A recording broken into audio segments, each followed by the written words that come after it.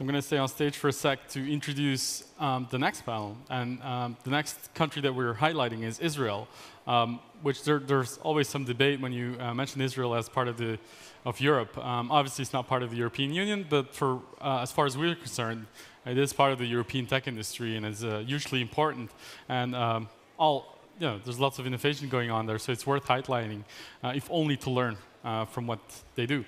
So our moderator today is Tom from the Elevator Fund, and he's going to introduce his panelists, and we're going to talk about Israel next. Thank you.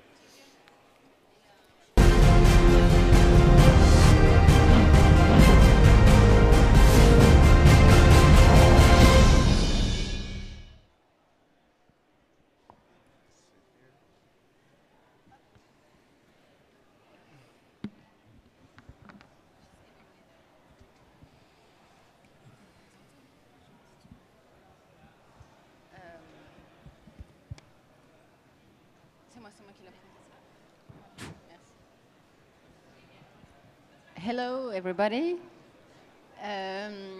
We are now welcoming two key people from Israel, the flight especially for LeWeb. Actually, they are going to tell us a little about the startup nation and what's hot in Israel today and how it matters to Europe. So, Inbal Arieli, she's a VP Strategic Partnership at Startup Nation Central, who is a non-profit association promoting the Israeli ecosystem and the Israeli high-tech in Israel around the world. And Tom Braunfeld is the founding partner of the accelerator, the Elevator, but it's more than an accelerator. You're going to see this. All the slides you are going to see are available on our SlideShare. So, first of all, we are going to start by the beginning of the Startup Nation. And Inbal, if it works, voilà. Inbal, I would like to ask you, clearly at the beginning, can you explain us how come Israel became the second Silicon Valley in the world in only 25 years? With now more than 5,000 startups. Can you explain us? Of course. So hello, everyone. Very happy to be here. So as you see in the slide, Tel Aviv in Israel was actually ranked second to the Silicon Valley in this research that took 8 different indexes relating to creating an entrepreneurial environment, among which the talent, the technological talent, funding opportunities, the mindset of the entrepreneurs, the network itself.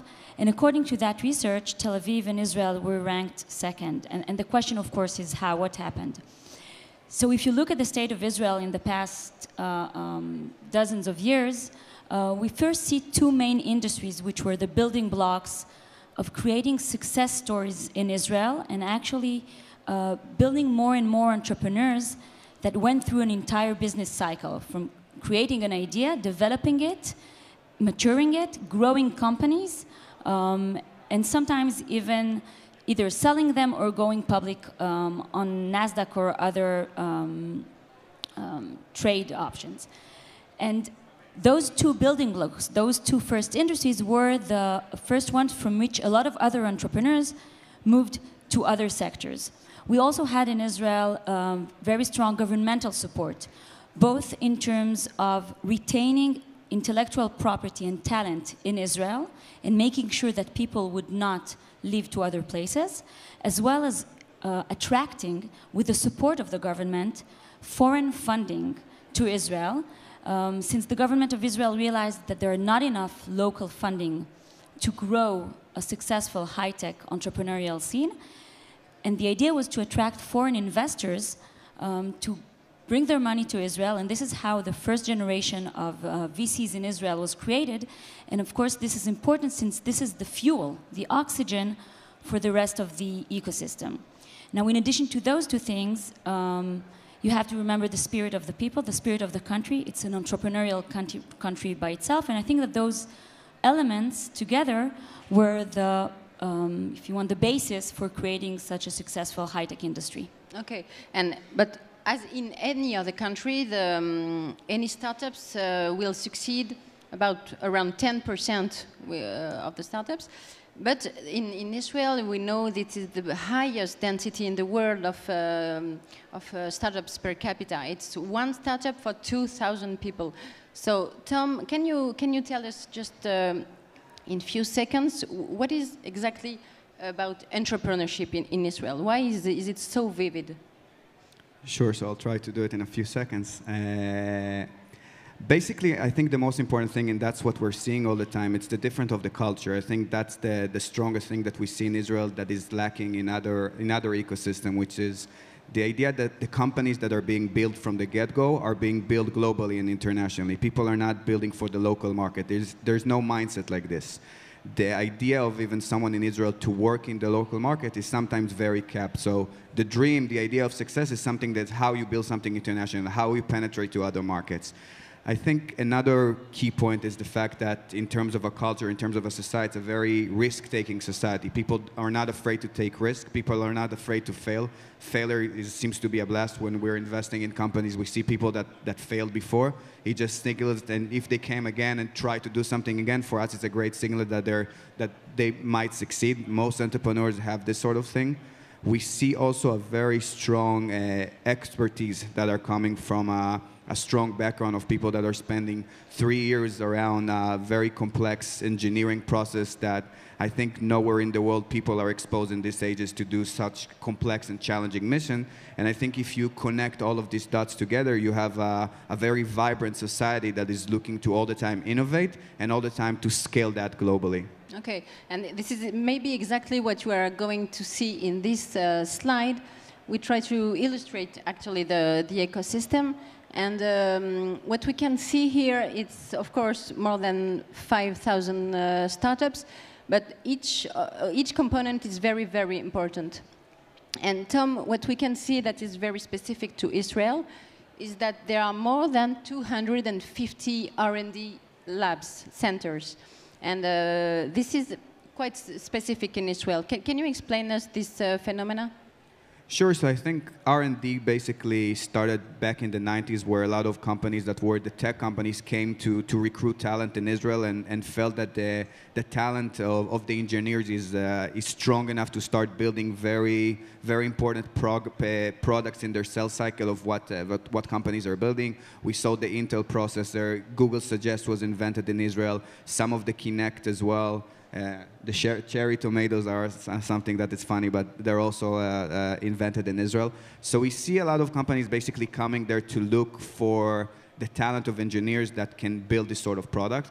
And right now what we're seeing is sort of the second generation of R&D of companies that are not the Google or the Facebook of the world that are coming right now to look for problems for the solutions. And that relates back to my first point. It's a very problem-solving country. You can say it in a way. People are good at solving problems. So I think that's what the world is looking right now in Israel in terms of, as you mentioned, it's sort of an R&D innovation lab. Okay, exactly. In Bal, you mentioned at the beginning the support of the Israeli government in the 90s. It helps actually building this ecosystem with a lot of incubators, maybe 25 years ago.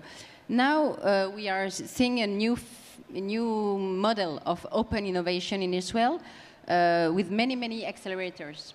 The two of us, both of you have managed accelerators. You in Bal, you have founded maybe the first accelerator in Israel called A200, 8200 ESP. And you, Tom, you are founder of the elevator, which is both very unique. Inbal, can you explain us why did you founded this first accelerator five years ago? Yes, so the incubators you mentioned, the model of incubators in Israel is completely different from other places in the world. And it actually defines a structure, a vehicle, which is supported by both governmental and private funds. And usually in areas where life cycles are longer and investors are less keen into investing in those places where we want to retain IP. In 2010, something interesting happened. So Israel already had a very active pretty successful high-tech industries with those 5,000 startups you mentioned. So all the dots were there, and the ecosystem was already very vivid. However, we didn't have any specific vehicles for very, very early stage startups. And looking then at the United States, and as a role model of what's happening there, looking at Y Combinator, Techstars, Mass Challenges, I realized that the structure could be relevant for Israel.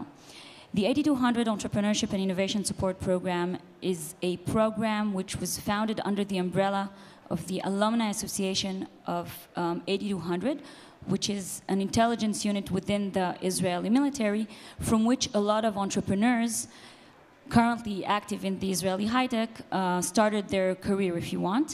And I realized that it's not only relevant the fact that you started in such a place, but you need this vehicle to help you make some progress. The accelerator is a multidisciplinary one, which is only 20 startups every year, and help them grow their businesses with the goal of really growing successful businesses in Israel. Just to give you some figures, from our alumni so far, we have 75 startups that ran through our programs in those recent 4 years and now starting our 5th year. They have raised more than $70 million. Only one of them has made an exit, which is actually, in our opinion, a good sign because they're growing. More than 300 people are employed under those startups. Okay, we can see today there are around 20 accelerators in Israel. And Tom, can you tell us a little about the elevator? You have something very special. Sorry, this is R&D. Okay, you have something very special in the elevator. Sure. So we basically also started as an accelerator, but we restructured the whole way that we think about investment and how we help companies. We restructure ourselves as an operational vehicle because we feel that what's very important right now to companies, especially in a market that is capped by the people and people need to build things globally. So we decided that our goal is all the time, how can we bring customer first? So it basically goes back to my second point about R&D centers and the second wave of R&D centers of basically innovation centers that are coming to Israel. So elevator thesis is going around something that we call corporate garage, basically providing big corporates right now that are the less innovative one, that are looking for growth, and growth usually comes from innovation. Innovation comes from talent, and talent right now finds itself that it doesn't want to work in this corporate. So there's sort of a place where these corporates are there right now to look to how to innovate to the next level. So they need to map their areas of innovation. They need to be very competitive, and they need to do it in early stage. So we provide sort of a custom-made track to each one of these corporate that we're working based on the verticals that we're investing, basically providing them access to early stage talent and solution, and giving the startups basically a first market validation. We create sort of a win-win situation by giving the corporate more ideas about where they should be looking at in the next few years, and for startup to find first customer before they even need capital. Okay, and this is actually the way we want to work with the European and global brands, of course, is to come to Israel.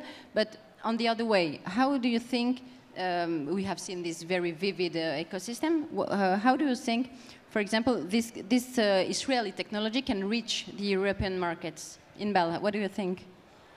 So one example is what Tom just mentioned. I think that generally one needs to understand that Israel has a very strong and vivid ecosystem, constantly innovating.